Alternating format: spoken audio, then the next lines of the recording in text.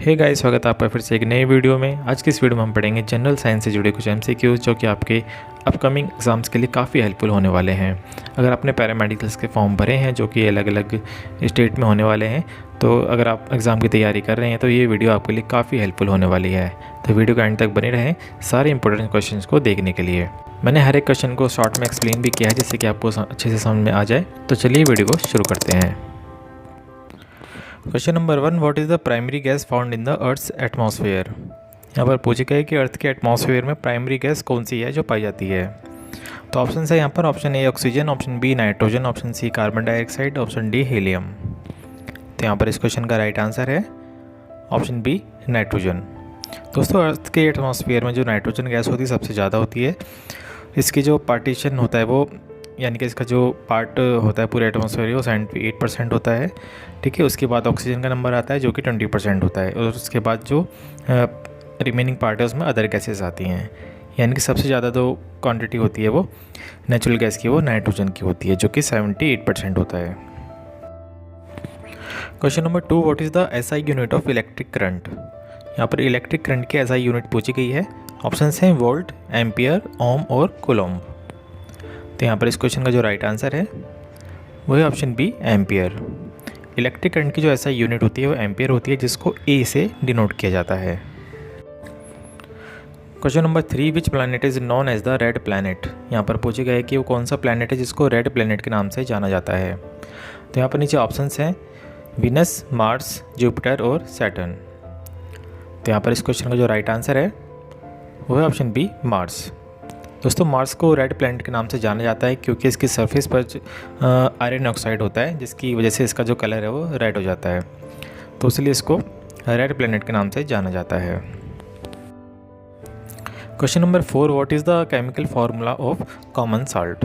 यहाँ पर common salt का केमिकल फार्मूला पूछा गया है। ऑप्शन हैं HCl, NaCl, KCl या फिर CaCl2। दोस्तों, यहाँ पर इस क्वेश्चन का जो राइट आंसर है वो है ऑप्शन बी NaCl। दोस्तों, कॉमन साल्ट या टेबल साल्ट जिसको बोलते हैं उसका जो केमिकल फार्मूला होता है वो NaCl होता है, जो कि सोडियम और क्लोरीन से मिलकर बना होता है। Question number 5, which element is known as the king of metals. यहाँ पर पूछे गए कि वो कौन सा एलिमेंट है जो कि किंग ऑफ मेटल्स के नाम से जाना जाता है। तो यहाँ पर नीचे ऑप्शंस हैं। ऑप्शन है गोल्ड, आयरन, सिल्वर और प्लैटिनम। तो आपको बताना है कि वो कौन सा एलिमेंट है जो कि किंग ऑफ मेटल्स के नाम से जाना जाता है। तो यहाँ पर राइट आंसर है ऑप्शन ए गोल्ड। गोल्ड को किंग ऑफ मेटल्स के नाम से जाना जाता है क्योंकि ये एक वेरी रेयर होता है और उसकी वैल्यू काफ़ी ज़्यादा होती है। ठीक है, और ये कोरोजन रेसिस्टेंट होता है। ठीक है, तो इन सब वजह से जो गोल्ड है वो सो किंग ऑफ मेटल्स कहलाता है। Question number 6, which vitamin is produced in the skin in response to sunlight. यहाँ पर पूछा गया कि वो कौन सा विटामिन जो कि प्रोड्यूस होता है हमारी स्किन में सनलाइट के रिस्पॉन्स में। तो यहाँ नीचे ऑप्शन हैं। ऑप्शन है vitamin A, vitamin B, vitamin D या विटामिन के।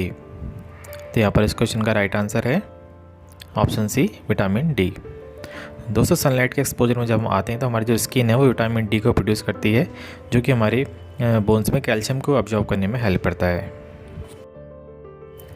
Question number 7, what type of bond is formed between two hydrogen atoms in A hydrogen molecule H2। यहाँ पर पूछा गया है कि वो कौन से टाइप का बॉन्ड होता है जो कि दो हाइड्रोजन एटम्स के बीच में हाइड्रोजन मॉलिक्यूल में बनता है। तो नीचे ऑप्शंस हैं ionic bond, covalent bond, hydrogen bond और मेटेलिक बॉन्ड। तो यहाँ पर इस क्वेश्चन का राइट आंसर है ऑप्शन बी कोवेलेंट बॉन्ड। दोस्तों, कोवेलेंट बॉन्ड होता है वो दो हाइड्रोजन एटम्स के बीच में बनता है जो कि इलेक्ट्रॉन्स की शेयरिंग से बनता है। दोस्तों, अगर आप मेरे चैनल पर पहली बार आए और पहली बार इस वीडियो को देख रहे हैं तो चैनल को सब्सक्राइब कर लीजिए, जिससे कि आपको इसी तरह की वीडियोस आगे मिलती रहें। मैं इसी तरह की इंफॉर्मेटिव और कॉम्पिटिटिव एग्जाम्स के लिए जो यूज़फुल वीडियोज़ होती हैं वो मैं लेके आता हूँ। ठीक है, तो आप चैनल को सब्सक्राइब कर लीजिए, जिससे कि आपको इसी तरह की वीडियोज़ मिलती रहें। Question number 8, what is the pH of pure water at 25 degree Celsius. यहाँ पर पूछे गया है कि प्योर वाटर का जो pH होता है 25 डिग्री सेल्सियस पर वो कितना होता है। तो नीचे ऑप्शन हैं 5, 6, 7 या फिर 8। तो यहाँ पर इस क्वेश्चन का राइट आंसर है ऑप्शन सी 7। दोस्तों, 25 डिग्री सेल्सियस पर जो प्योर वाटर होता है उसका pH 7 होता है, यानी कि न्यूट्रल होता है। अगर इसी वाटर को हम 100 डिग्री सेल्सियस तक बॉईल कर देते हैं तो इसका जो pH है वो 6.14 हो जाता है। Question number 9, what is the basic unit of life. यहाँ पर पूछा गया है कि लाइफ की बेसिक यूनिट क्या होती है। तो यहाँ पर नीचे ऑप्शन है एटम, मॉलिक्यूल, सेल या फिर टिश्यू। तो यहाँ पर इस क्वेश्चन का राइट आंसर है ऑप्शन सी, सेल। दोस्तों जो भी लिविंग ऑर्गेनिज्म होती है उनमें जो बेसिक यूनिट होती है लाइफ की वो सेल होती है, यानी कि सबसे छोटी ये यूनिट होती है, ठीक है। और ये सभी लिविंग ऑर्गेनिज्म में पाई जाती है। Question number 10, which organ is responsible for filtering blood in the human body. यहाँ पर पूछा गया है कि ह्यूमन बॉडी में वो कौन सा ऑर्गन है जो कि ब्लड के फिल्ट्रेशन के लिए रिस्पॉन्सिबल होता है। तो नीचे ऑप्शंस है लीवर, लंग्स, किडनीज या फिर हार्ट। तो आपको बताने कि कौन सा ऑर्गन है जो कि ह्यूमन बॉडी में ब्लड को फिल्टर करता है। तो इस क्वेश्चन का राइट आंसर है ऑप्शन सी, किडनीज। हमारे ह्यूमन बॉडी में जो किडनीज होती हैं वो ब्लड को फिल्टर करने का काम करती हैं। Question number 11, which gas is produce during photosynthesis. यहाँ पर पूछा गया है कि फोटोसिंथेसिस के दौरान कौन सी गैस प्रोड्यूस होती है। तो नीचे ऑप्शंस हैं कार्बन डाइऑक्साइड, ऑक्सीजन, नाइट्रोजन या फिर मीथेन। तो यहाँ पर इस क्वेश्चन का राइट आंसर है ऑप्शन बी, ऑक्सीजन। दोस्तों फोटोसिंथेसिस एक प्रोसेस होता है जिसमें कि प्लांट अपने लिए फूड प्रिपेयर करता है और इस प्रोसीजर के दौरान वो कार्बन डाइऑक्साइड को ऑब्जॉर्ब करता है और ऑक्सीजन का प्रोडक्शन करता है। Question number 12, which part of the cell contains the genetic material. यहाँ पर पूछा गया है कि सेल का वो कौन सा पार्ट होता है जिसमें कि जेनेटिक मटेरियल होता है। तो नीचे ऑप्शंस हैं, ऑप्शन ए है nucleus, option B cytoplasm, option C cell membrane, option D ribosome. तो आपको बताना है कि इसमें से कौन सा सेल है जो कि जिसमें कि जेनेटिक मटेरियल होता है। तो यहाँ पर इस क्वेश्चन का राइट आंसर है ऑप्शन ए, न्यूक्लियस। दोस्तों न्यूक्लियस में जेनेटिक इंफॉर्मेशन होती है, यानी कि डीएनए होता है जिसमें कि जो सेल की जितनी भी जेनेटिक इंफॉर्मेशन होती है वो उसके अंदर होती है। Question number 13, which metal is liquid at room temperature. यहाँ पर पूछा गया है कि वो कौन सा मेटल है जो कि रूम टेम्परेचर पर लिक्विड होता है। तो नीचे ऑप्शंस हैं मरकरी, आयरन, एल्यूमिनियम या फिर कॉपर। तो यहाँ पर इस क्वेश्चन का राइट आंसर है ऑप्शन ए, मरकरी। दोस्तों मरकरी होती है वो रूम टेम्परेचर पर लिक्विड फॉर्म में होती है। Question number 14, what is the atomic number of oxygen. यहाँ पर ऑक्सीजन का एटॉमिक नंबर पूछा गया है। तो नीचे ऑप्शंस हैं 6, 7, 8 या फिर 10। तो यहाँ पर इस क्वेश्चन का राइट आंसर है ऑप्शन सी, 8। ऑक्सीजन का जो एटॉमिक नंबर होता है वो 8 होता है, जो कि डिनोट करता है कि इसमें 8 नंबर्स ऑफ प्रोटॉन्स हैं। Question number 15, which of the following is a renewable source of energy. यहाँ पर पूछा गया इसमें से वो कौन सा ऑप्शन है जो कि एनर्जी का एक रिन्यूएबल सोर्स है। तो नीचे ऑप्शंस है कोल, पेट्रोलियम, सोलर या फिर नेचुरल गैस। तो यहाँ पर इस क्वेश्चन का राइट आंसर है ऑप्शन सी, सोलर। दोस्तों सोलर एनर्जी होती है वो रिन्यूएबल सोर्स है और ये अबंडेंट क्वांटिटी में होती है और ये कॉन्टीन्यूस होती है, यानी कि कभी ख़त्म नहीं होती है। Question number 16, what is the approximate speed of light in A vacuum. यहाँ पर पूछा गया है कि वैक्यूम में लाइट की अप्रॉक्सीमेट स्पीड कितनी होती है।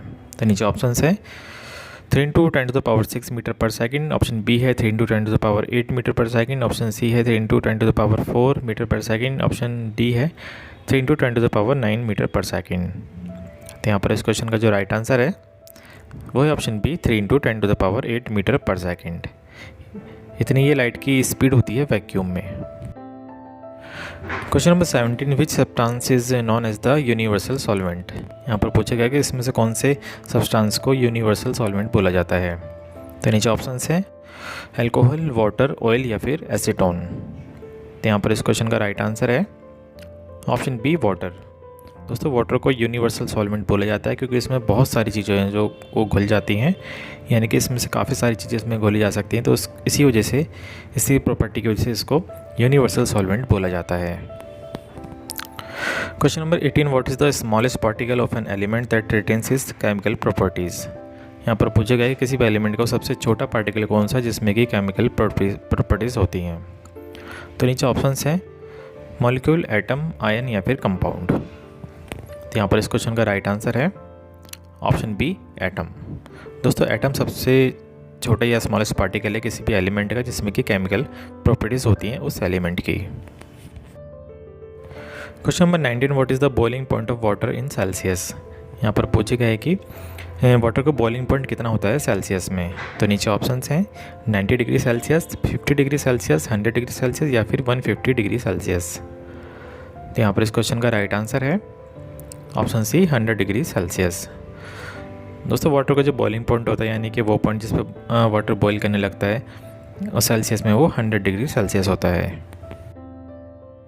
Question number 20, which gas is most responsible for the green house effect. यहाँ पर पूछा गया कि वो कौन सी गैस है जो कि सबसे ज़्यादा रिस्पॉन्सिबल होती है ग्रीन हाउस इफेक्ट के लिए। तो यहाँ नीचे ऑप्शन हैं ऑक्सीजन, नाइट्रोजन, कार्बन डाइऑक्साइड या फिर आर्गॉन।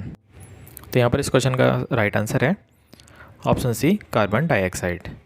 दोस्तों हमारे अर्थ के एटमॉस्फेयर में जो कार्बन डाइऑक्साइड होती है ये हीट को ट्रैप कर लेती है, जिससे कि ये ग्रीन हाउस इफेक्ट को बढ़ाने में ये रिस्पॉन्सिबल होती है।